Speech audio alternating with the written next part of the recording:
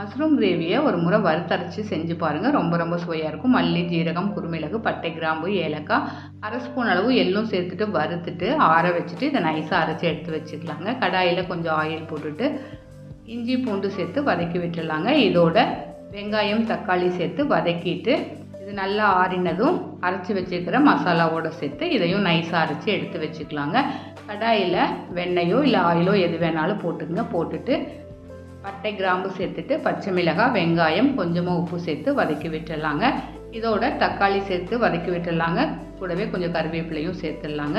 மஞ்சள் தூள், மிளகாய் தூள் காரத்துக்கு தேவையான அளவு சேர்த்துட்டு கலந்து விட்டுடலாங்க. கழுகி கட் பண்ணி வச்சுக்கிற மஷ்ரூம் சேர்த்து உப்பு சேர்த்துட்டு இதை மூடி வச்சு ஒரு 5 நிமிஷம் நல்லா வேக விட்டுடலாங்க. இது வெந்ததும் அரைச்சி வச்சுக்கிற மசாலா சேர்த்துட்டு தேவையான அளவு தண்ணி சேர்த்து உப்பு தேவையான அளவு சேர்த்து கலந்து விட்டுட்டு நல்லா ஒரு கொதி விட்டுடலாங்க. இப்போ மல்லியில் தூவிடலாம். அவ்வளோதான். ட்ரை பண்ணி பாருங்கள். Thanks for